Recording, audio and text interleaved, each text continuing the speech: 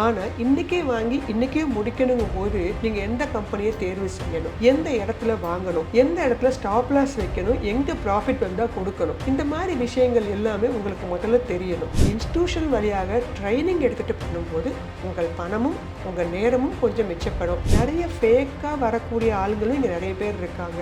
மக்களுடைய அறியாமையை உபயோகப்படுத்திக்கிறவங்களும் இங்க நிறைய பேர் இருக்காங்க.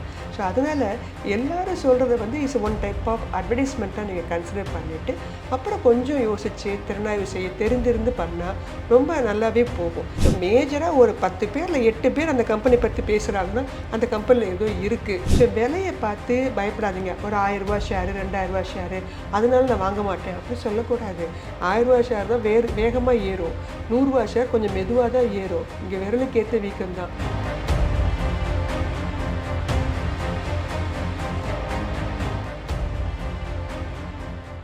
வெல்கஃபே நேயர்களுக்கு வணக்கம். பங்கு சந்தை தொடர்பான பல்வேறு தகவல்களை தெரிஞ்சுக்கிறதுக்காக பங்கு சந்தை ஆலோசகர் தர்மஸ்ரீ ராஜேஸ்வரன் அவர்களை இன்னைக்கு நிகழ்ச்சிக்கு இன்வைட் பண்ணியிருக்கோம். வணக்கம் மேடம். வணக்கம் சார். முன்னாடியெல்லாம் ஷேர் மார்க்கெட் அப்படின்னா ஒரு பிக் ஷாட், ஒரு பிஸ்னஸ் மேக்னெட்ஸ், அப்புறம் மணி ஃப்ளோ அதிகமாக இருந்து இந்த பெட்டிங் பண்ணுவாங்க இல்லையா, அவங்களாம் தான் வந்து ஷேர் மார்க்கெட்டில் இன்வெஸ்ட் பண்ணியிருந்தாங்க. அதுக்கப்புறம் அப்படியே கொஞ்சம் கொஞ்சமாக மாறி இப்போ யங்ஸ்டர்ஸ், டீனேஜ் பர்சன்ஸ் கூட நம்ம நிறைய பார்க்குறோம் இப்போ ஷேர் மார்க்கெட்டில் இன்வெஸ்ட் பண்ண ஆரம்பிச்சிட்டாங்க. ஷேர் மார்க்கெட் அப்படிங்கிறது ஒரு இன்வெஸ்ட் பண்ணக்கூடிய ஒரு இடம் தானா? கரெக்டாக? நிச்சயமாக நான் இந்த ஃபீல்டில் இருக்கேன் அப்படிங்கிறதுக்காக சொல்லலை. ஷேர் மார்க்கெட் அப்படிங்கிறது ரொம்ப ரொம்ப ஒரு இன்ட்ரெஸ்டிங்கான ஃபீல்டும் கூட. ஆனால் அதில் வந்து திறமையாக பணம் பண்ணுறவங்களுக்கு அது ஒரு இன்ட்ரெஸ்டிங்காக இருக்கும். லாஸ் பண்ணுறவங்களுக்கு அது வந்து ஒரு கஷ்டமான ஒரு விஷயமாகத்தான் இருக்கும். ஆனால் இது ஒரு business. Share market business, share business அப்படின்னு தானே சொல்கிறோம். எந்த பிஸ்னஸ்லாம் உங்களுக்கு லாஸ் வராமல் இருக்கும்? லாஸே வராத பிஸ்னஸ் ஏதாவது ஒன்று இருந்தால் சொல்லுங்கள் பார்ப்போம். எல்லோரும் அங்கே போய் சேர்ந்துடலாமே. பிஸ்னஸ்னு ஆரம்பித்தா என்ன சொல்லுவாங்க? லாபமும் வரும் நஷ்டமும் வரும், எல்லா இடத்துலையும் பேசுகிறீங்க. ஆனால் ஷேர் மார்க்கெட்னு வரும்போது மட்டும் நஷ்டம் வந்துச்சு அப்படின்னு சொன்னால் அது எந்த வகையில் நியாயம்? லாபம் அப்படிங்கிறதும் வராமல் இருக்குதா? ஒருவேளை லாபமே வரலன்னு வச்சுக்கோங்களேன், எல்லாருக்குமே நஷ்டம்தான் அப்படின்னா இந்த ஷேர் மார்க்கெட் இவ்வளோ தூரம் ஃப்ளோரிஷாக வரலாறு காணாத உயர்வு. போன வாரம் பார்த்தீங்கன்னா 16ஆம் தேதியெல்லாம் 22,000 பாயிண்ட் நிஃப்டி. நான் வந்து உள்ளே வரும்போது, இந்த ஃபீல்டுக்குள்ளே வரும்போதெல்லாம் அந்த நிஃப்டி வெறும் 4000 பாயிண்ட்டில் நான் உள்ளே வந்தேன். என் கண்ணால் நான் 4000 பாயிண்டில் தான் நான் ட்ரேடிங்கே பண்ணியிருக்கேன். என்னுடைய இந்த 15 வருஷத்துக்குள்ளாரையே அது 22,000ங்கிறத நானே என் கண்ணால் பார்க்குறேன். இது எப்படி 4000லேருந்து 22,000 வந்துச்சு? யாருமே இல்லாமல் இது மேஜிக்கல் நம்பரா? அது ஒரு தொகுப்பு. நிஃப்டிங்கிறது 50 கம்பெனியுடைய தொகுப்பு. அந்த 50 கம்பெனியும் நல்லா பர்ஃபார்மன்ஸ் பண்ணியிருந்தால் மட்டும்தான் அது இந்த மாதிரி 22,000ங்கிற பாயிண்ட்டு ரீச் ஆகும். இல்லாட்டின்னா ஆகாது. It's not a magical number. So அப்படி இருக்கும்போது நீங்கள் அந்த 50 கம்பெனி மட்டுமே வாங்கி வச்சுருந்தாலே இன்றைக்கி நிச்சயமாக அவங்க யாராக இருந்தாலும் லாபத்தை தான் பார்த்துருப்பாங்க. ஆனால் இங்கே வந்து லாபம் நஷ்டம் அப்படிங்கிறது ஷேர் மார்க்கெட்டால் வர்றது முதல்ல கிடையாது. நல்லா கவனித்து பாருங்கள். மார்க்கெட்டால் நஷ்டம், மார்க்கெட்டால் லாபம் அப்படின்னா ஷேர் மார்க்கெட்டுங்கிறது ஒரு இடம், ஒரு எக்ஸ்சேஞ்ச் பண்ணி விடுற இடம். நீங்கள் வந்து வாங்கிறது விற்கிறதுக்கான ஒரு பிளேஸ். அதனால் லாஸ்ன்னு சொல்லக்கூடாது. லாஸ் வருதுன்னா எப்பொழுதுமே என் கிளாஸ்லேயுமே சொல்லியிருக்கேன், தனி நபர் உங்களுடைய முடிவுகளால் மட்டும்தான் ஷேர் மார்க்கெட்டில் லாஸ் வருமே தவிர அதனால் லாஸ். மார்க்கெட்டை எப்போதுமே நல்லா தெரிஞ்சவங்க குறை சொல்ல மாட்டாங்க. அது அதோடைய வேலை. காலைல 9 மணிக்கு ஓப்பன், 3:30 மணிக்கு க்ளோஸ். அது வேலையாக அது ரெகுலராக பண்ணிகிட்டே தான் இருக்குது. ஆனால் உள்ளே போய் வாங்குறவங்க யார்? அந்த பொருளை வாங்குறவங்க யார்? விற்கிறவங்க யார்? நாம தானே. அப்போ நம்மளால் மட்டும்தான் அந்த பிரச்சனைகளோ லாஸோ ப்ராஃபிட்டோ வருமே தவிர ஷேர் மார்க்கெட்டால் லாஸ் ப்ராஃபிட்னு முதல்ல சொல்லவே கூடாது. ஆனால் முன்னாடியெல்லாம் வந்து யாருமே வந்து இதுக்காக ட்ரைனிங்லாம் எடுத்துக்கிட்டுலாம் யாரும் ஷேர் மார்க்கெட்டில் இறங்கலை. இப்போது நிறைய இடங்களில் பார்க்குறோம். இன்ஸ்டியூட், இதுக்காகவே தனியாக இன்ஸ்டியூட் இருக்குது, நீங்கள் கூட வச்சுருக்கிறீங்க. முன்னாடி எந்த ட்ரைனிங்குமே இல்லாமல் பிஸ்னஸ் நடந்துக்கிட்டு இருந்துச்சு. அவ்வளோ பேர் பிஸ்னஸ் பண்ணியிருந்தாங்க. இப்போ இந்த ட்ரைனிங் இருந்தால் மட்டும்தான் பண்ண முடியும் அப்படிங்கிற மாதிரியான ஒரு செட்டப்ஸ் வந்திருக்கு. இதுக்கு ட்ரைனிங் அப்படிங்கிறது ரொம்ப இம்பார்ட்டன்ட். ஆரம்பத்தில் பார்த்தீங்கன்னா சார், நீண்ட கால வர்த்தகம் தான். அதாவது நீங்கள் ஷேர் வாங்கினீங்கனாலே உங்கள் கைக்கு ஷேர் சர்டிஃபிகேட் மாதிரி வரும். கிட்டத்தட்ட 6 மாதம் ஆயிருக்குன்னு சொல்லிலாம் கேள்விப்பட்டிருக்கேன். 70s 80sலாம் உங்களுக்கு ஷேர் சர்டிஃபிகேட்டாக வந்து கண்ணால் கிடைக்கிறதுக்கே 6 மாதம் ஆகும். அதுக்கப்புறம் 3 மாதம், அப்புறம் 1 மாதம். எப்போ உங்களுக்கு ஆன்லைன் வசதிகள்லாம் உங்களுக்கு ப்ரைவேட் பேங்க்ஸ்லாம் உள்ளே வர ஆரம்பிச்சிச்சோ அப்போ தான் இந்த ஆன்லைன் ட்ரேடிங்கும் இப்போ தான் நீங்கள் வந்து காமர்ஸ் உங்களுக்கு தெரியுது, அமேசான் மூலமாக பொருட்களை வாங்குறது விற்கிறதுலாம். ஆனால் முதல்ல வந்து ஆன்லைன் பிஸ்னஸ்ன்னு பார்த்தீங்கன்னா இந்த ஷேர் மார்க்கெட் பிஸ்னஸ் தான். ஸோ இதில் தான் நம்ம என்ன பண்ணியிருக்காங்க, ஷேர்ஸை வாங்குறது விற்கிறது இந்த மாதிரி வேலைகள்லாம் பண்ணிட்டு இருந்திருக்காங்க. ஸோ அப்போல்லாம் வந்து பார்த்தீங்கன்னா நீண்ட கால அடிப்படையில் தான் வாங்குறது விற்கிறது. ஆனால் எப்போ உங்களுக்கு வந்து நாள் வர்த்தகம்னு ஒன்று வந்ததோ, டே ட்ரேடிங்னு ஒன்று வந்துடுது. அதுக்கப்புறம் பார்த்தீங்கன்னா டெரிவேட்டிவ் ப்ராடக்ட்ஸ்னு ஒன்று புதுசாக கொண்டு வந்தாங்க, ஃபியூச்சர் அண்ட் ஆப்ஷன்ஸ் அப்படின்னு ஒன்று கொண்டு வந்தாங்க. அதுக்கப்புறம் கமாடிட்டி ட்ரேடிங்கு, கரன்சி ட்ரேடிங்கு, இப்படி பலதரப்பட்ட ட்ரேடிங் எப்போ வர ஆரம்பிச்சிச்சோ அப்போ தான் ட்ரைனிங்கோடைய முக்கியத்துவமும் வர ஆரம்பிச்சிச்சு. லாங் டேர்ம் இன்வெஸ்ட்மெண்ட்டுக்கு நான் எப்போ சொன்ன மாதிரி அந்த 50 கம்பெனி இங்கே பேப்பர், மேகசின், டிவி சேனல்ஸ் எதில் பார்த்தாலும் உங்களுக்கு தெரியும். உங்களுக்கு தெரிஞ்ச பிராண்டட் கம்பெனியே நீங்கள் என்ன பண்ணிட்டு போயிடலாம், வாங்கி வச்சுக்கலாம். எப்போ ஏறுதோ நீங்கள் அப்போ கொடுத்துக்கலாம். ஆனால் இன்றைக்கே வாங்கி இன்றைக்கே முடிக்கணுங்கும் போது நீங்கள் எந்த கம்பெனியை தேர்வு செய்யணும், எந்த இடத்துல வாங்கணும், எந்த இடத்துல ஸ்டாப் லாஸ் வைக்கணும், எங்கே ப்ராஃபிட் வந்தால் கொடுக்கணும், இந்த மாதிரி விஷயங்கள் எல்லாமே உங்களுக்கு முதல்ல தெரியணும். அந்த சார்ட்ஸ், ப்ரீவியஸ் சார்ட்டு பார்க்க தெரியணும். கரண்ட்டாக ஓடிட்டு இருக்க சார்ட்டை என்ன மாதிரி பார்க்க தெரியணும். வேர்ல்டு மார்க்கெட்லாம் எப்படி இருக்கணும்னு தெரியும். ஸோ ஒன் டே அந்த 1 மணி நேரத்துக்குள்ளே என்ட்ரி ஆகி எக்ஸிட் ஆகி நாள் ஃபுல்லாக உட்காந்துருக்க பேர் டே ட்ரேடிங் அல்ல. வித்தின் ஒரு 1 ஹவருக்குள்ளே நம்ம பை பண்ணி செல் பண்ணி வெளில வந்துடணும். அப்போ என்ன மாதிரி டாக்டிக்ஸ்லாம் யூஸ் பண்ணணும், இதுக்கெல்லாம் தான் உங்களுக்கு ட்ரைனிங் தேவைப்படுது.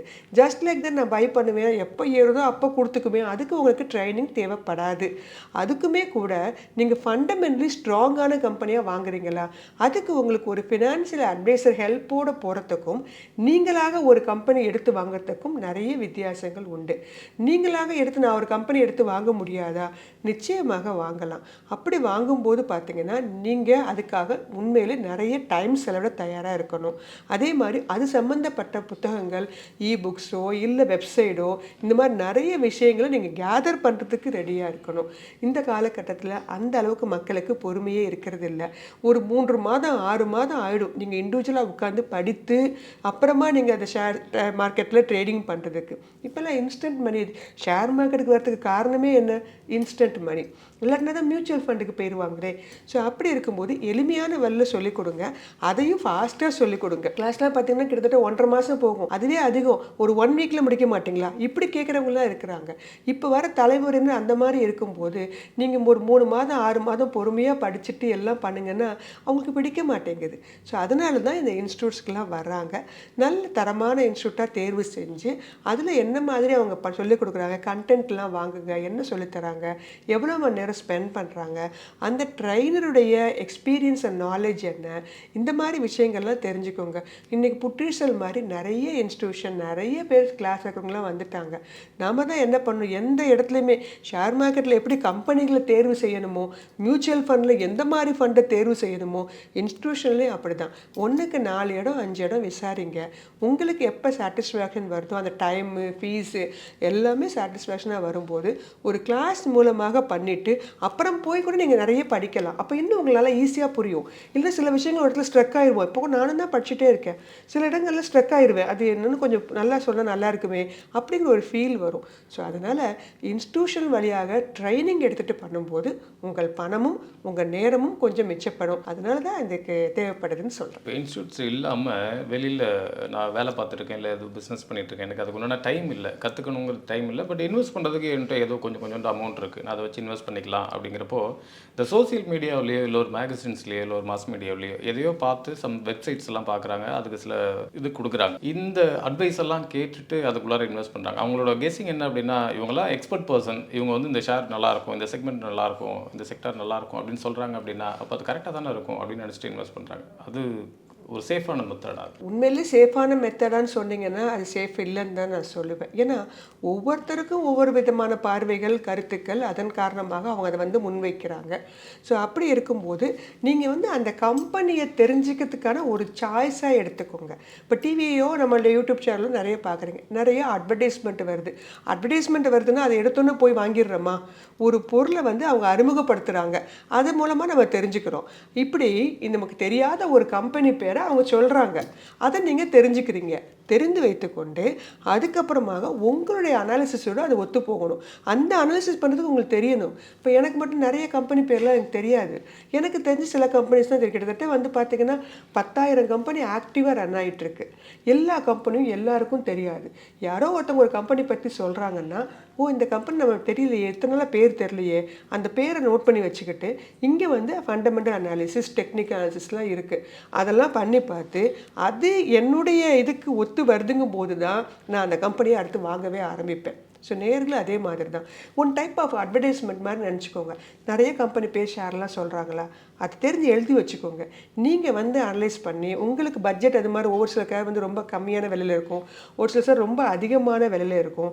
ஸோ உங்களுக்கு மனநிறைவு ஏற்படும் பட்சத்தில் தான் அந்த கம்பெனி நீங்கள் வாங்கணும். யாரோ ஒருத்தவங்க சொல்லிட்டாங்க மட்டும் வாங்கக்கூடாது. ஏன்னா இங்கே முன்பே சொன்ன மாதிரி நிறைய ஃபேக்காக வரக்கூடிய ஆளுங்களும் இங்கே நிறைய பேர் இருக்காங்க. மக்களுடைய அறியாமையை உபயோகப்படுத்திக்கிறவங்களும் இங்கே நிறைய பேர் இருக்காங்க. ஸோ அதனால் எல்லாரும் சொல்கிறத வந்து இஸ் ஒன் டைப் ஆஃப் அட்வர்டைஸ்மெண்ட்டாக நீங்கள் கன்சிடர் பண்ணிவிட்டு அப்புறம் கொஞ்சம் யோசித்து திறனாய்வு செய்ய தெரிந்திருந்து பண்ணால் ரொம்ப நல்லாவே போகும். ஏன்னா ஏதோ ஒரு விஷயத்துக்காக அந்த கம்பெனி பற்றி ரெக்கமெண்ட் பண்ணுறாங்க. என்ன தான் இருக்குன்னு உள்ளே போய் பார்க்குறதுக்கான அந்த நாலேஜ் இருந்துட்டால் போதும், பிரச்சனை வராது. அதெல்லாம் இல்லாதனால தான் என்ன பண்ணுறாங்க, பிளாங்காக உடனே போய் வாங்கிடுறாங்க. அப்போ அது வந்து சில ஏமாற்று பேர்வர்கள்ட்ட மாட்டிக்கொள்ளும் போது அது பிரச்சனைக்குரியதாக கூட மாறதுக்கான வாய்ப்புகள் உண்டு. இப்போ ஒரு ஃபண்டமெண்டலாவோ இல்லை ஒரு டெக்னிக்கலாவோ எனக்கு பார்க்குறதுக்கு டைம் இல்லை, எனக்கு அது பார்க்குறதுக்கு உண்டான சூழல் இல்லை, இல்லை நாலேஜ் இல்லை, ஆனால் இன்வெஸ்ட் பண்ணுறதுக்கு அமௌண்ட் இருக்குது. அப்போது இந்த மாதிரி நபர்கள் நான் எல்லாத்தையும் கேட்டுக்கிறது இல்லை. ஆனால் ஒரு சில ஷேர்ஸை பற்றியோ ஒரு சில கம்பெனிஸை பற்றியோ நிறைய எக்ஸ்பர்ட் வந்து ஒரே கம்பெனியை பற்றி ஒரே ஷேர்ஸை பற்றி சப்போர்ட் பண்ணுறாங்க, இல்லை வந்து சஜஷன் கொடுக்குறாங்க அப்படின்னா அதை எடுத்துக்கலாமா? ஓவராலாக மெஜாரிட்டியாக அதான் நோட் பண்ணி வைக்கணும். எத்தனை பேர்கிட்டருந்து அந்த கம்பெனி பற்றி ரிவ்யூ வருது. ஸோ மேஜராக ஒரு 10 பேரில் 8 பேர் அந்த கம்பெனி பற்றி பேசுகிறாங்கன்னா அந்த கம்பெனியில் ஏதோ இருக்குது. அதுக்கப்புறமா நம்ம அதை பற்றி வாங்கிறதுக்கு முயற்சி பண்ணலாம். ஒரு அன்னோனா பேர் தெரியாத கம்பெனி, ஊர் தெரியாத கம்பெனி, அந்த மாதிரிலாம் ரெக்கமெண்டேஷன்ஸ்லாம் ஸ்மால் கேப்லாம் சொல்லுவோம். அதெல்லாம் வாங்கும்போது அங்கே பிரச்சனை ஆயிடுது.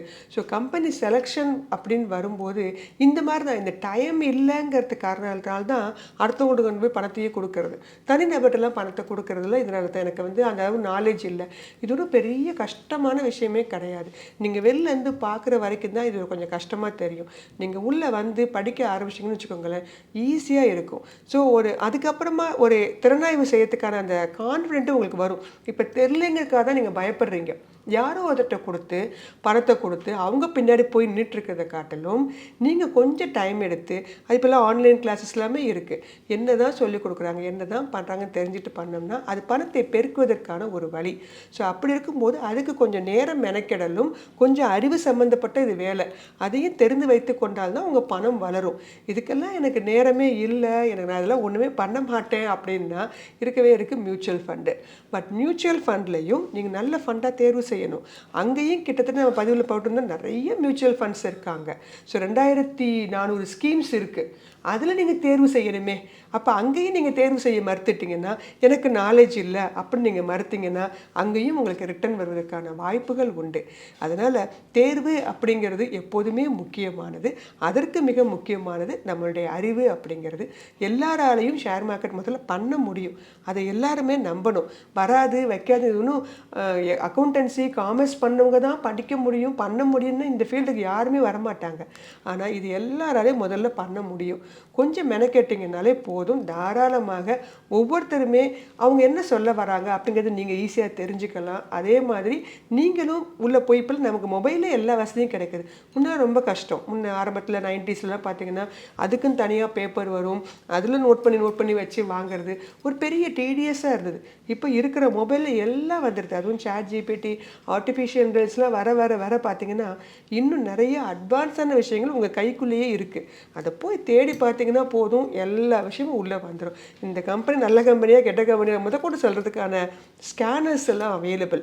ஸோ அதெல்லாம் தெரிந்து வைத்து கொண்டால் மற்றவங்க சொல்கிறதை அப்படியே பிளாங்காக நம்பாமல் உங்களால் முடிஞ்சளவு அதை கொஞ்சம் தேர்வு செஞ்சால் இன்னும் கொஞ்சம் சிறப்பாக இருக்கும் உங்களுடைய போர்ட்ஃபோலியோ. ஒரு சிஸ்டமேட்டிக்காக கொடுக்குற சில அனலைசஸ் தாண்டி ஹியூமன் சைட்லேருந்து கிடைக்கிற அனலைஸ் அப்படிங்கிறத ஏற்றுக்கிறது தான் அதிகபட்சமாக விரும்புகிறாங்க. ஒரு பர்சன், ஒரு ஃபினான்ஷியல் எக்ஸ்பர்ட் இல்லை ஒரு ஷேர் மார்க்கெட் எக்ஸ்பர்ட் இவங்க சொன்னாங்கன்னா நான் கரெக்டாக இருக்கும் அப்படின்னு தான் அதிகபட்சமாக நம்புகிறாங்க. இப்போது அதில் அதிகப்படியான ஒரு கேள்வி என்ன வருதுன்னா, இந்த ஃபினான்ஷியல் எக்ஸ்பர்ட்ஸ் சைட்லேருந்து ஒரு ஷேரை வந்து ரெக்கமெண்ட் பண்ணுறாங்க, இல்லை அந்த ஷேரை பற்றி ஒரு ரிவ்யூ கொடுக்குறாங்க அப்படின்னா, அந்த கம்பெனி சைட்லேருந்தோ இல்லை அது ரிலேட்டடான புரோக்கர் சைட்லேருந்தோ ஏதாவது இவங்களுக்கு கமிஷனோ அந்த மாதிரி கொடுத்து இப்படி பண்ண வைக்கிறாங்க அப்படிங்கிற ஒரு ஆமாம் அப்படி ஒரு கொஸ்டின் இருக்குது. அதுக்கு சாத்தியமா அப்படி இருக்கா? ஜென்ரலாக பார்த்தீங்கன்னா சார், இங்கே வந்து கம்பெனிங்களை பொறுத்த மட்டும் large cap, mid cap, small கேப்புன்னு பிரிப்போம். லார்ஜ் கேப் கம்பெனினா எக்ஸாம்பிள் பார்த்தீங்கன்னா ரிலையன்ஸு, எல்என்டி, டிசிஎஸ், ஸ்டேட் பேங்க் ஆஃப் இந்தியா, இவங்களுக்கெல்லாம் ரெக்கமெண்டேஷன் வேணுமா? யாராவது சொல்லி தான் வாங்கணுமா? எல்லாருக்கும் தெரிந்த ஒன்று. யார் வேணாலும் என்ன பண்ணியிருப்பாங்க, நல்ல விஷயம் தெரிஞ்சவங்க யார் வேணாலும் வாங்கிக்குவாங்க. அடுத்தபடியாக மிட் கேப்புன்னு சொல்லுவோம், வளர்ந்து கொண்டிருக்கின்ற கம்பெனி. அதுக்கும் பெருசாக ரெக்கமெண்டேஷன் தேவையில்லை. ஆனால் இந்த சின்ன சின்ன கம்பெனி இருக்காங்க பார்த்தீங்களா, ஸ்மால் கேப்பு, அங்கே தான் ரெக்கமெண்டேஷன்ஸே வேணும். அந்த ஸ்மால் கேப் கம்பெனிஸுக்கு தான் நீங்கள் சொன்ன மாதிரி வேலைகள் செய்வதற்கான வாய்ப்புகள் உண்டு. ₹2 தான் போயிட்டுருக்கு, ₹3 தான் போயிட்டுருக்குன்னு சொல்லிட்டு நேயர்கள் எப்போதுமே இந்த பெனி ஸ்டாக்ஸு இந்த மாதிரி ஸ்மால் கேப் வாங்குறத தவிர்த்துடுங்க. நீங்கள் எப்போதுமே யூனிக்கான நல்ல ஷேர்ஸாக வாங்க பாருங்கள். ஃபண்டமெண்டலி ஸ்ட்ராங்கான ஷேர்ஸாக நிறைய பதிவுகள் நம்ம போட்டுருக்கோம். அந்த மாதிரி ஷேர்ஸாக வாங்குங்க. இந்த ஸ்மால் கேப் கம்பெனியில் தான் நீங்கள் சொன்ன மாதிரி மால் ப்ராக்டிசஸ்லாம் நடக்கிறதுக்கு வாய்ப்புகள் உண்டு. அதை வந்து இன்ஃப்ளேட் பண்ணணுங்கிறதுக்காக என்ன பண்ணலாம், நிறைய பணம் கொடுத்து, இவங்க எக்ஸ்ட்ரா பணம் கொடுத்து இதை வந்து அனௌன்ஸ்மெண்ட்டு கொடுங்க. கொஞ்சம் கூட எத்திக்ஸ் இல்லாமல் அவங்களும் பேசுவதற்கான வாய்ப்புகள் உண்டு. ஸோ அதனால் நாம் தான் வந்து சுதாரிப்பாக இருந்துக்கணும். நல்ல கம்பெனிகளுக்கு எப்போதுமே என்ன தேவையில்லை, ரெக்கமெண்டேஷன்ஸோ டிப்ஸோ இதெல்லாம் தேவையில்லை. இந்த அன்னோன் கம்பெனி, ரொம்ப அண்டர் பெர்ஃபார்ம்டு கம்பெனி, இவங்களை வந்து பூஸ்ட் பண்ணி வெளில கொண்டு வரணுங்கிறதுக்காக இந்த மாதிரி வேலைகள்லாம் செய்வதற்கு வாய்ப்புகள் உண்டு. அதனால தான் எப்போதுமே என்ன சொன்னேன்னா, இந்த மாதிரி சின்ன சின்ன ஷேர்ஸு, ஃபண்டமெண்டல் அனாலிசிஸ் நல்லா இல்லாத கம்பெனிஸு அதெல்லாம் கொஞ்சம் அவாய்ட் பண்ண. நம்மக்கிட்ட நல்லா நிறைய கம்பெனி இந்தியாஸில் இருக்குது. அதெல்லாம் வாங்குறத விட்டு எதுக்காக இந்த மாதிரி ஒருத்தவங்க சொல்லிட்டாங்க ஒரு கம்பெனி வாங்கணுமா, அதெல்லாம் அவாய்ட் பண்ணுறோம்னா நல்லது. ஆனால் நீங்கள் சொன்ன விஷயங்கள் நடைபெறுவதற்கான சாத்தியக்கூறுகள் கண்டிப்பாக உண்டு. இப்போ இருக்கிற சூழ்நிலையில் ஒரு வரலாறு காணாத அளவுக்கு மார்க்கெட் வந்து உச்சத்தில் இருக்குது. இந்த டைமில் நியூவாக ஒரு ஃப்ரெஷராக உள்ளார வந்து நான் இன்வெஸ்ட் பண்ணணும் அப்படின்னா அவங்க என்னெல்லாம் ஃபாலோ பண்ணணும்? இந்த டைமில் வர்றவங்களுக்கு எப்போதுமே ஒரு பயத்தோடு தான் வராங்க. மார்க்கெட் இங்கேயே இருக்குமா, இல்லை இன்னும் ஏறுமா, இல்லை ரொம்ப இறங்கிடுமா, ஒரு தயக்கத்தான ஒரு சூழ்நிலை தான் இந்த டைமில் வர்றாங்க. ஸோ ஜென்ரலாக பார்த்தீங்கன்னா இந்த பீக்கில் வரும்போது, நீங்கள் உள்ளே வரும்போது இந்த தயக்கம் வருவதற்கு எல்லாருக்கும் வாய்ப்புகள் உண்டு. அவங்க என்ன பண்ணணும் அப்படின்னு கேட்டிங்கன்னா, கொஞ்சம் என்ன பண்ணுங்கள், ஷேர்ஸ் இன்வெஸ்ட் பண்ணுறதா இருந்தாலும் சரி, டே ட்ரேடிங் பிரச்சனையே இல்லை. மார்க்கெட் எப்படி இருந்தாலும் டே ட்ரேடிங் பண்ணிக்கலாம். ஆனால் அந்த இன்வெஸ்ட்மெண்ட்டுன்னு வரும்போது மார்க்கெட் பீக்கில் இருக்குது. அதனால் கொஞ்சம் ததும்பி நிற்கும் போது கொஞ்சம் வலிந்து கீழே வந்துட்டு மறுபடியும் அப்போ தான் இடம் இருந்தால் தான் திருப்பி ஊற்ற முடியும். ஸோ அப்போ கொஞ்சம் வலிகிற நேரத்தில் போய் வாங்கிட்டு இறங்குதுன்னு ஃபீல் பண்ணுவாங்க. ஸோ அந்த இடத்துல நீங்கள் வாங்குறீங்க பீக்கில், அப்போ இன்னொரு பீக் வராதா?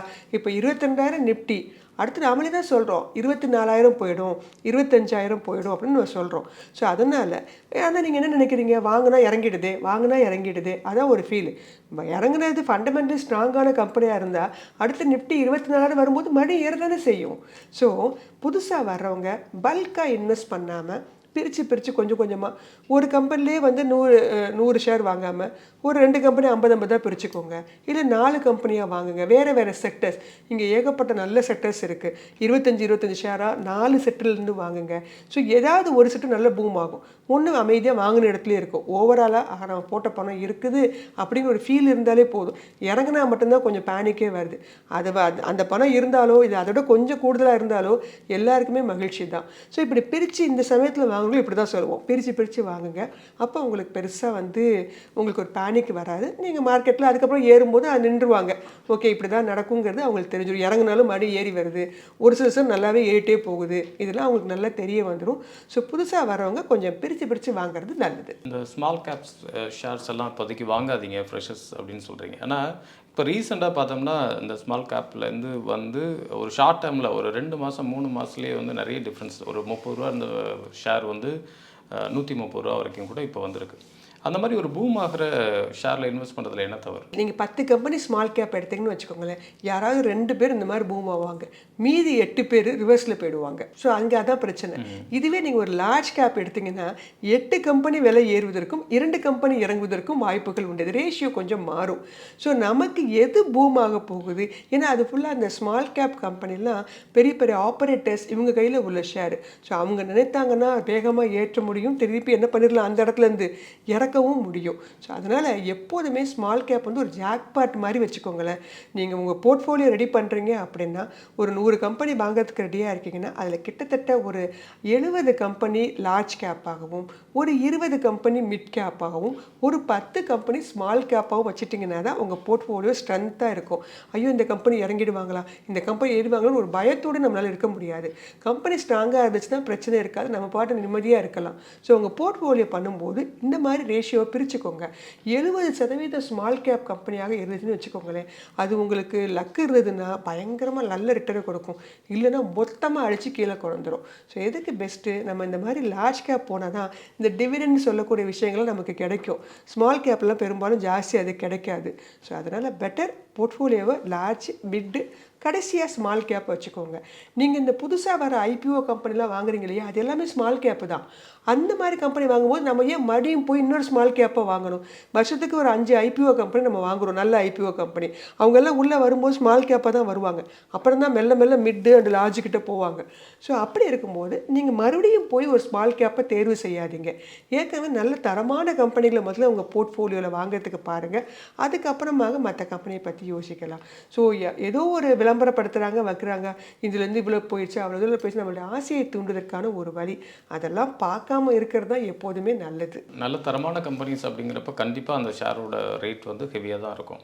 இப்போது புதுசாக உள்ளார வர்றப்ப நம்ம ஜஸ்ட் ஒரு ட்ரையல் பார்ப்போம், நமக்கு கொஞ்சம் எக்ஸ்பீரியன்ஸ் கிடைக்கட்டும் அப்படிங்கிறதுக்காக உள்ள வர்றாங்க இல்லையா, அவங்க கூட அந்த ஸ்மால் கேப் வந்து சூஸ் பண்ணக்கூடாது. கண்டிப்பாக சார், நல்ல லார்ஜ் கேப் கம்பெனி உங்களுக்கு விலை கம்மியாக கிடைக்குது.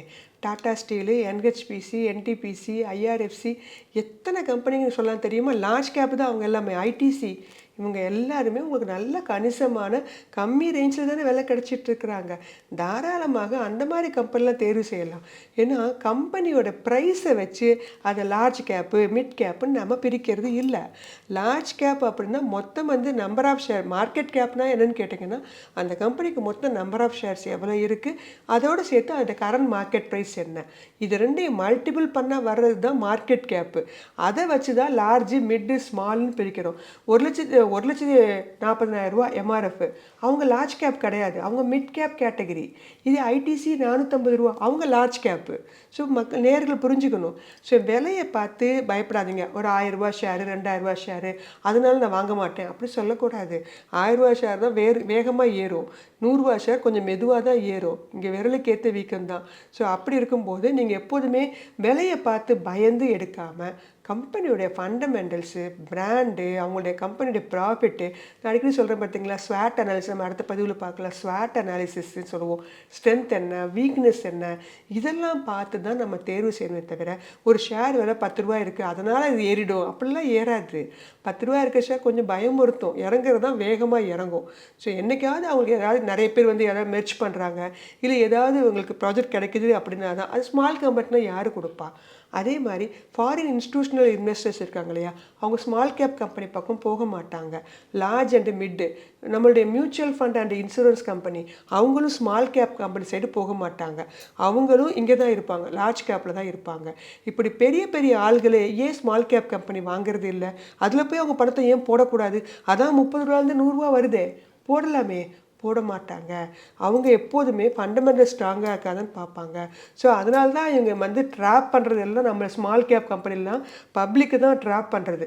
இது இவ்வளோ போச்சு, அது அவ்வளோ போச்சு, நம்மளை வாங்க வைக்கிறதுக்கான எல்லா உத்திகளையும் அந்த ஸ்மால் கேப்பில் தான் கையாளுறது. லார்ஜ் அந்த மிட் பக்கத்துலேயே வர மாட்டாங்க. ஸோ அதனால் ப்ரைஸை பார்த்து பயப்படாதீங்க, கம்பெனியுடைய ஃபண்டமெண்டல்ஸ் பார்த்து வாங்க கற்றுக்கிட்டிங்கன்னா தான் பிரச்சனை வராது. ஷார்ட் டேர்மில் பண்ணவனா லாங் டேர்ம் பண்ணுறது பெஸ்ட் அப்படின்னு சொன்னீங்க. இப்போ என்னென்னா ஃப்ரெஷ்ஷாக உள்ளார வர்றவங்களுக்கு ஒரு லாங் டேர்முக்காக பிளான் பண்ணணும் அப்படிங்கிற ஒரு எதிர்பார்ப்பு அதிகமாக இருக்கிறதில்ல. ஒரு ஷார்ட் டேர்மில் என்ன பண்ணலாம், இன்றைக்கி என்ன கிடைக்குது, இல்லை நாளைக்கு என்ன கிடைக்குது அப்படின்னு தான் ட்ரை பண்ணுவாங்க. அப்போ அந்த ஃப்ரெஷ்ஷாக வரப்போ லாங் டேர்ம் அப்படிங்கிறப்ப அந்த எக்ஸ்பீரியன்ஸே கிடைக்காம ஒரு டைம் இன்வெஸ்ட் பண்ணிடுவாங்க, அது பாட்டுக்கு கிடக்கும், அதுக்குண்டான எக்ஸ்பீரியன்ஸ் கிடைக்காது. அதனால ஒரு ஷார்ட் டேர்மில் கொஞ்சம் ட்ரையல் பார்க்குறதுல என்ன தவறு இருக்குது? தாராளமாக ஃபஸ்ட்டு வரதே அவங்க வந்து ஷார்ட் டேர்ம் வந்து அது லாங் டேர்மாக மாறிடும். ஏன்னா லாஸ் ஆகி போயிடும், லாங் டேர்முக்கு வச்சுக்குவாங்க. அப்படி தான் இங்கே உண்மையிலே லாங் டேர்முக்கு வாங்கி வைக்கிறேங்க அப்படின்னு சொல்கிறவங்களாம் இங்கே எத்தனை பேருங்கிறீங்க? வாங்குகிற ஷேர் இறங்கிடும், உடனே அதை அப்படியே ஹோல்டிங்கில் நிறுத்திடுவாங்க, நான் லாங் டேர்மில் வச்சுருக்கேன் அப்படிம்பாங்க. ஸோ இது ப்ராஃபிட் வந்ததுன்னா எல்லாருமே புக் பண்ணிவிடுவாங்க. ஜென்ரலாக எங்கிட்ட கேட்குறதும் அப்படி தான், நாங்கள் வாங்கினோம், இப்போ நான் வந்து ப்ராஃபிட் வந்துருச்சு புக் பண்ணிடட்டுமா அப்படின்னு தான் கேட்பாங்க. நீங்கள் உங்களுக்கு பண தேவைகள் இருந்தால் புக் பண்ணுங்கள். இல்லாத பட்சத்தில் நீங்கள் ப்ராஃபிட் புக்கிங் பண்ணி இன்னொரு கம்பெனி ஷேர் வாங்க பாருங்கள். இப்போ உங்கள்கிட்ட 2 கம்பெனியாக ஆகி போயிடும்ல. நீங்கள் ப்ராஃபிட்டையும் கண்ணில் பார்த்த மாதிரி இருக்கும். அந்த ப்ராஃபிட்டை வச்சு இப்போ உங்களுக்கு பண தேவை இல்லைங்கிறீங்க, வேறொரு புது கம்பெனி ஒன்று வாங்கி வச்சுக்கோங்களேன். 2ஆக மாறட்டும், 3ஆக மாறட்டும். ஸோ நிறைய கம்பெனி உங்களுக்கு உள்ளே வர ஆரம்பிக்கும். இப்போ பார்த்தீங்கன்னா நிறைய பேருக்கு அதனால தான் டே ட்ரேடிங் மலிவாக போயிடுச்சு. இப்போ நிறைய பேர் பண்ண விரும்புறது டே ட்ரேடிங். அன்னன்னைக்கு முடிஞ்சிச்சா அன்னன்னைக்கு ப்ராஃபிட் அண்ட் லாஸ் தான் எதிர்பார்த்து இங்கே வரவங்களும், இந்த ஆப்ஷன்ஸ் ட்ரேடிங் சொல்லக்கூடிய பெட்டிங் கட்டுறவங்க தான் இப்போ இங்கே அதிகமாகி போயிட்டாங்க. லாங் டேர்ம் பண்ணுறவங்க இப்போ ரொம்ப குறைஞ்சிட்டாங்க. ஏன்னா எவ்ரி 4 இயர்ஸ் மார்க்கெட் கிராஷ் ஆகிடுது. ஏதாவது ஒரு காரணம், கொரோனா வந்தது, அதுக்கு முன்னாடி பார்த்தீங்கன்னா ட்ரேடு வாரு, இப்படி ஏதாவது ஒரு காரணம் சொல்லி 4 வருஷத்துக்கு ஒரு முறை தரமட்டது கொண்டுடுறாங்க. அதை வேற வச்சுருந்து 4 வருஷத்துக்கு அப்புறம் வாங்கின விலைக்கே வந்துடுது. இவங்க ப்ராஃபிட் புக்கிங் பண்ண மாட்டேங்கிறாங்க. இதெல்லாம் எதுக்கு, நாங்கள் அப்பப்போ ப்ராஃபிட் புக் பண்ணிக்கிறோம் அப்படின்னு சொல்கிறவங்க தான் இங்கே அதிகமாயிட்டாங்க. ஸோ நீங்கள் முதல்ல எந்த நிலைப்பாடுக்காக வர்றீங்க? உண்மையிலேயே நான் 5 வருஷம் வச்சுக்க போகிறேன்னா உங்களுக்கு கம்பெனி செலெக்ஷன் வேறு. அதே மாதிரி எவ்ரி 4 இயர்ஸ் இந்த மாதிரி கிராஷஸ்லாம் வருங்கிறது பேப்பர் மேகசின்ஸ்லாம் தெரிஞ்சிடும். அப்போ நீங்கள் ஷேர்லாம் மொத்தமாக விற்றுறணும். விற்று பணமாக்கிட்டு அடுத்த 6 மாதம் கழிச்சு ரீஇன்வெஸ்ட் பண்ணணும். இல்லை நான் அப்படியே வச்சுக்கிறேன் அப்படின்னா நிச்சயமாக உங்கள் ப்ராஃபிட்டுடைய பங்கு கொஞ்சம் குறையும். ஸோ நீங்கள் எப்படி வரீங்க அப்படிங்கிறது முதல்ல யோசிக்கணும். நான் நீண்ட காலத்துக்கு வரேனா, இல்லை ஷார்ட் டேர்முக்கு வரேனா, இல்லை நான் டே ட்ரேடிங் பண்ண போகிறேன்னா, இந்த நிலைப்பாடுகள்லேருந்து மாறாமல், இல்லை நான் எல்லாமே பண்ணப்போ, இப்போ நான் பார்த்தீங்கன்னா டே ட்ரேடிங் பண்ணுவேன். நான் வந்து ஷார்ட் டேர்ம் பெரும்பாலும் பண்ணதில்லை, long term. Day trading and long term ரெண்டுமே நான் பண்ணிகிட்ருக்கேன். நீண்ட கால அடிப்படையில் ஷேர்ஸ்லாம் வாங்கி வைக்கிறது, இது அன்னன்னைக்கு முடிச்சுட்டு லாபமோ நஷ்டமோ வித் அன்னன்னைக்கு முடிச்சுக்கிறது. ஸோ இப்படி உங்களோட நிலைப்பாடு என்ன, அதுக்கு எவ்வளோ இன்வெஸ்ட்மெண்ட், எவ்வளோ ரிஸ்க் எடுக்க தயாராக இருக்கீங்க, இதெல்லாம் தெரிஞ்சுக்கிட்டு தான் மார்க்கெட்டுக்குள்ளே வரணும். இதெல்லாம் இல்லாமல் ஜஸ்ட் லைக் பணத்தை கொண்டு வந்து F1 போட்டு பை பண்ணேன், அப்புறம் லாஸ் ஆகி போட்டு வச்சுக்கிட்டேன், இந்த மாதிரி சின்ன சின்ன விஷயங்கள்லாம் காரணங்கள் காமிச்சோம்னா அது தரமான ஒரு லாபமாக வரதுக்கான வாய்ப்புகள் கம்மி. இப்போது ஷேர் மார்க்கெட் ட்ரைனிங் இன்ஸ்டியூட் இப்போ எனக்கு போகிறதுக்கு டைம் இல்லை, அதுக்கு உண்டான சோர்ஸஸே இல்லை, அந்த மாதிரி அட்மாஸ்பியரில் நான் இல்லை. ஸோ அதை தாண்டி நான் வேறு என்ன பண்ணலாம் அப்படின்னா, சோசியல் மீடியாவில் உள்ளதை பெருசாக ரெஃபரன்ஸ் கேட்காதீங்க அப்படிங்கிறீங்க. அதே மாதிரி மேகசின் சைட்லேருந்து பெருசாக ரெஃபரன்ஸ் கேட்காதீங்க, யூடியூப்பில் சொல்கிறதெல்லாம் பெருசாக நம்பாதீங்கன்னு சொல்கிறீங்க. இந்த 3 தவிர்த்து நான் வேறு பண்ணணும் அப்படின்னா வேறு எது மூலமாக நான் கற்றுக்கலாம் ஷேர் மார்க்கெட்? இப்போதைக்கு கற்றுக்கிறதுனா வேறு வழியே இல்லை. நீங்கள் சொன்னது தான். நாம் இந்த நிகழ்ச்சியில் சொன்ன மாதிரி மெஜாரிட்டி ஆஃப் த பர்சன்ஸ் என்ன சொல்கிறாங்க அப்படிங்கிறத 1க்கு 4 பேர், ஒரே ஒரு திட்டம் இல்லாமல் ஒரு 4 பேர் 5 பேர் கேளுங்க. எல்லாருமே ஒரே மாதிரி விஷயங்களை சொல்ல ஆரம்பிப்பாங்க. அது என்ன அப்படின்னு தெரிஞ்சுக்கிட்டு அதை இன்டெப்த்தாக, இப்போ தான் உங்களுக்கு வந்து ஆர்டிஃபிஷியல் இன்டெலிஜென்ஸை பயன்படுத்தி உங்களுக்கு சாட் ஜிபிடி, கூகுள் இதெல்லாம் இருக்கும்போது அதில் போய் கேள்விகளை கேட்டு அதுக்கான ஆன்சர் நீங்கள் வாங்கிக்கலாம். ஏன்னா ஆன்லைன் மூலமாக நிறைய பேர் ஆன்லைனில் கிளாஸஸும் எடுக்கிறாங்க. அதில் ஏதாவது ஒரு கிளாஸ் இருந்தீங்கனாலே உங்களுக்கு சில விஷயங்கள், சில டேர்ம்ஸ்லாம் தெரிய ஆரம்பிச்சிடும். அதை ஊன்றுகோலாக வச்சுக்கிட்டு அதுலேருந்து அப்படியே எலாபரேட்டாக நீங்கள் நெட்டு மூலமாக, இன்டர்நெட் மூலமாக படிக்க ஆரம்பிச்சிங்கன்னா இந்த விஷயங்களை வந்து நீங்கள் தெரிஞ்சுக்கலாம். இன்டர்நெட் வசதியும் இல்லை அப்படின்னா இதுக்கு தனியாக புக்ஸ் எல்லாமே, பிரிண்டட் புக்ஸ் எல்லாமே கிடைக்குது. ஏதாவது புக்ஸ் எல்லாம் வாங்கி ஷேர் மார்க்கெட் சம்மந்தப்பட்டதோ இல்லை மியூச்சுவல் ஃபண்ட் சம்மந்தப்பட்ட புக்ஸ் எல்லாம் அவைலபிள். புக்ஸு, பிரிண்டட் புக்ஸு இருக்குது. அந்த மாதிரி புக்கை வாங்கி முதல்ல பாருங்கள், படிங்க. அதில் உள்ள சில டேர்ம்ஸ்லாம் நோட் பண்ணி வச்சுக்கோங்க. அது 3ஆவதாக பார்த்தீங்கன்னா உங்கள் ஊரில் பக்கத்தில் இந்த மாதிரி ஷேர் ப்ரோக்கிங்கோ, இன்ஸ்டியூட்டோ இல்லை ஆஃபீஸோ ஏதாவது இருக்கும். அங்கே போய் என்ன தான் பண்ணுறாங்க, என்ன செய்கிறாங்கன்னு கொஞ்சம் போய் ஜஸ்ட் வாட்ச் பண்ணுங்கள். அப்படி பின்னாடி உட்காந்து வாட்ச் பண்ணிட்டு இருக்கும்போது அதில் என்ன பண்ணிகிட்ருக்காங்க, என்ன செய்கிறாங்கன்னு உங்களுக்கு தெரிஞ்சிடும். தென் அதுக்கப்புறமாக மெல்ல மெல்ல நீங்கள் ஒரு அக்கௌண்ட் ஓப்பன் பண்ணி கொஞ்சமாக, ஈவன் ஷேர்ஸே இல்லாமல் பணமே இல்லாமலும் செஞ்சு பார்க்க முடியும். எல்லாம் ரிஜெக்ஷன் ஆகும், அவ்வளோதான். முதல்ல செஞ்சு பாருங்கள் என்ன தான் நடக்குது அப்படிங்கிறத. டெய்லி ஒரு வாரம் 10 நாள் பார்த்தாலே அதில் என்ன நடக்குது, எப்படி ப்ராஃபிட் வருது. பேப்பர் ட்ரேடிங்லாம் ஒன்று சொல்லுவோம், சும்மா நோட் புக்கில் எழுதி வச்சு இன்றைக்கி வாங்கின மாதிரி கணக்கில் வச்சுக்கிட்டு ஏறுதா இறங்குதான்னு செக் பண்ணுறது. இந்த மாதிரி விஷயங்கள்லாம் பண்ண ஆரம்பிச்சிங்கன்னா அப்புறம் மெல்ல மெல்ல கொஞ்சமாக பணத்தை போட்டு செய்வதற்கான வாய்ப்புகள் உங்களுக்கு கிடைக்க ஆரம்பிக்கும். ஷேர் மார்க்கெட் அப்படின்னாலே ரொம்ப இம்பார்ட்டண்டான 2 விஷயம். ஒன்று வந்து ஃபண்டமெண்டல் அனலைஸ், இன்னொன்று டெக்னிக்கல் அனலைஸ். நான் இன்ஸ்டியூட் போக முடியல, இல்லை வேறு எதுலையாவது பார்த்து பண்ணுறேன் அப்படின்னா ஃபண்டமெண்டல் எப்படி தெரிஞ்சுக்கலாம், டெக்னிக்கல் எப்படி கற்றுக்கலாம்? நிச்சயமாக உங்களுக்கு ஒரு இன்ட்ரூஷன் மூலமாக போனீங்கன்னா இன்னும் எலாபரேட்டாக சொல்லிக் கொடுப்பாங்க. இல்லை நான் நார்மலாக வந்து கற்றுக்கிறேன், இதில் உள்ள ரேஷியோஸ் இந்த மாதிரிலாம் இருக்கும். ஸோ நான் முன்பே சொன்ன மாதிரி புக்ஸ்லாம் இப்போல்லாம் வந்து நிறைய அவங்களுக்கு அதை பற்றி விஷயங்கள்லாம் ஷேர் பண்ணுறாங்க. பேப்பர்ஸ்லாம் கூட இந்த மாதிரி விஷயங்கள்லாம் ஷேர் பண்ணுறாங்க. இல்லை எனக்கு அதெல்லாம் எதுவுமே பண்ண முடியாது அப்படின்னு சொல்லிட்டிங்கன்னா நீங்கள் நேரடியாக நல்ல பிராண்டட் கம்பெனியாக, தரமான கம்பெனி எதுன்னு நீங்கள் லிஸ்ட்டு கேட்டிங்கன்னா உங்களுக்கு நார்மலாக நம்ம இன்டர்நெட்டில் லிஸ்ட்டே வந்துடும். நீங்கள் அதை வச்சு என்ன பண்ணிக்கலாம், தாராளமாக வாங்கிக்கலாம். ஏன்னா அது ஃபண்டமெண்டலி ஸ்ட்ராங்கான கம்பெனி. இப்போ நிஃப்டியில் உள்ள கம்பெனிலாம் பார்த்தீங்கன்னா அதுக்கு தனியாக நம்ம போய் அனலைஸ் பண்ணணும் கூட அவசியம் இல்லை. அந்த டாப் 50 கம்பெனிஸ், இந்தியாவுடைய முதல் தரவரிசையில் டாப் 50 கம்பெனிஸ் என்ன அப்படின்னு ஒரு லிஸ்ட்டு கேட்டிங்கன்னா அது ஆட்டோமேட்டிக்காக வந்துடும். நீங்கள் அந்த கம்பெனியில் மாதத்துக்கு ஒன்று இன்வெஸ்ட் பண்ணாலே அது ஓடும், ஒரு 3 வருஷத்துக்கு ஓடும். ஸோ அதில் வந்து நீங்கள் தனியாக போய் ஃபண்டமெண்டல் அனாலிசிஸ் ஒன்று பண்ணணும்னு அவசியம் இல்லை. அதே மாதிரி டெக்னிக்கல்ஸ் வந்து லாங் டேர்முக்கு உதவி செய்யாது. டெக்னிக்கல் அனாலிசிஸ் வந்து மெயினாக பார்த்தீங்கன்னா டெய்லி ட்ரேடிங் பண்ணுறவங்களுக்கு, ஒரு ஸ்விங் ட்ரேடிங் சொல்லுவோம், 1 மாதம் வச்சுருந்து 3 மாதம் வச்சுருக்குது, அவங்களுக்கு தான் இது நல்லா சிறப்பாக உதவி செய்யும். நான் ஒரு 1 வருஷம் வச்சுக்க போகிறேன், 5 வருஷம் வச்சுக்க போகிறேன், 10 வருஷம் வச்சுக்க போகிறவங்களுக்குலாம் டெக்னிக்கல் பார்த்து தான் வாங்கணும்னு அவசியம் இல்லை. அவங்களுக்கு ஃபண்டமெண்டல் தான் மேஜர், மற்றவங்களுக்கு தான் டெக்னிக்கல் மேஜர். டெக்னிக்கல் அனாலிசிஸ்லாம் பண்ணணுன்னா ஒரு இன்ஸ்டியூஷன் மூலமாகவோ இல்லை ஆன்லைன் மூலமாகவோ நீங்கள் இந்த சார்ட்டில் நிறைய விஷயங்கள் இருக்குது. சார்ட்டுன்னு மட்டும் கிடையாது, கால்குலேட்டர்ஸு, இண்டிகேட்டர்ஸு, இந்த மாதிரி நிறைய ட்ரெண்ட் லைன்ஸ் வரைகிறது, பேட்டர்ன்ஸ், சார்ட் பேட்டர்ன்ஸ்னு சொல்லுவோம், ப்ரைஸ் ஆக்ஷன் தியரி, இந்த மாதிரி டவு தியரி, இந்த மாதிரி நிறைய விஷயங்கள் அதில் இருக்குது. ஸோ அது வந்து நீங்கள் தனித்தனியாக படிக்கணும்னா நெட்டில் உட்காந்து படிச்சுக்கலாம். பேர் முதல்ல தெரியணுமே, பேர் தெரிஞ்சால் தானே நீங்கள் படிக்க முடியும். ஸோ அதுக்காகவாது நீங்கள் ஒரு இன்ஸ்டியூஷன் போகலாம், இல்லை ஆன்லைன் மூலமாக போடலாம், இல்லை ஃப்ரீயாக சில பேர்லாம் சொல்லித்தராங்க, அதில் உள்ள டெர்மினாலஜியாக தெரிஞ்சுக்கோங்க, அதுக்கப்புறமா பெய்டு கிளாஸுக்கு போகலாம். இல்லை நீங்கள் உங்களால் முடியும்னா நீங்கள் நெட்டில் உட்காந்து தேடி கண்டுபிடிச்சி கற்றுக்கலாம். But technicals major support by the intraday ட்ரேடர்ஸுக்கு. பட் ஃபண்டமெண்டல்ஸ் வந்து லாங் டேர்முக்கு ரொம்ப முக்கியம். அதில் வந்து நிறைய ரேஷியோஸ் இருக்குது. பிஏ, பேலன்ஸ் ஷீட்லாம் பார்க்கணும், கம்பெனியோட பேலன்ஸ் ஷீட் பார்க்குறது, பிஇ ரேஷியோ, புக் வேல்யூ, அந்த மாதிரி நிறைய இருக்குது. அதெல்லாம் பண்ண தெரியணும் அப்படின்னா நீங்கள் நெட்டு மூலமாக தான் படிக்கணும். இல்லை முடியாதுங்கிறவங்க டேரெக்டாக அந்த டாப் 50 கம்பெனிஸ்க்கு போயிடலாம். ஒருவேளை எனக்கு இதெல்லாம் முடியல அப்படிங்கிறப்போ ஷேர் மார்க்கெட்டை தாண்டி அப்படியே மியூச்சுவல் ஃபண்ட் அப்படின்னு போனோம்னா இந்த ஒரு பெரிய ஒரு பின்னாடி ஹோம் ஒர்க் அப்படிங்கிறது ஒன்று கிடையாது. அது பெஸ்ட்டாக இருக்குமா? மியூச்சுவல் ஃபண்ட் போகிறது பெஸ்ட்டாக இருக்குமா? மியூச்சுவல் ஃபண்டு போகிறது வந்து பார்த்தீங்கன்னா அது இன்னொரு ஃபினான்ஷியல் ஒரு இன்ஸ்ட்ருமெண்ட்ஸ். ஷேர் மார்க்கெட் அப்படிங்கிறது நான் எல்லாமே தனியாக ஆராய்ந்து பார்த்து நானே எல்லாம் பண்ணணும். அப்போ எனக்கு அதில் வரக்கூடிய ரிட்டர்ன்ஸும் அதிகமாக தான் இருக்கும். ரிஸ்க் எப்படி, எங்கெல்லாம் ரிஸ்க் அதிகம் நீங்கள் பேசுகிறீங்களோ அங்கெல்லாம் ரிட்டர்ன்ஸும் அதிகம். ஸோ நான் வந்து ரிஸ்க்கை அவாய்ட் பண்ணுறதுக்கு நிறைய விஷயங்களை கற்றுண்டேன் அப்படின்னா எனக்கு ரிட்டர்ன் ஆட்டோமேட்டிக்காக அதிகமாக வரும். ஆனால் மியூச்சுவல் ஃபண்ட் அப்படிங்கிறது என்னென்னு கேட்டிங்கன்னா ஷேர் மார்க்கெட்டில் தான் அவங்களும் பண்ணுறாங்க. ஆனால் அவங்களுடைய அலோகேஷன் ஆஃப் ஃபண்டு இருக்குது இல்லையா? இப்போ நீங்கள் 100 ரூபா கொடுத்தீங்கன்னா அதில் 60 ரூபாயை ஷேர் மார்க்கெட்லையும் ஒரு 40 ரூபாயை உங்களுக்கு வந்து டெட் ஃபண்ட்ஸ்ன்னு சொல்லுவோம், அதில் போடலாம். ஸோ இல்லை சில பேர் பார்த்தீங்கன்னா 70-30ன்னு பிரிப்பாங்க. இன்னும் சில பேர் 90-10 முழுவதுமாகவே நான் ஈக்விட்டி ஃபண்டில் போடுறேன், க்ரோத் ஃபண்டு, இந்த மாதிரி அவங்க எப்படி அலோகேஷன் பண்ணாங்க. ஷேர் மார்க்கெட்டை மட்டும் நம்பி இருக்க மாட்டாங்க. யார்? மியூச்சுவல் ஃபண்டு, கோல்டு லிங்க்டு பிளான்லாம் இருக்குது.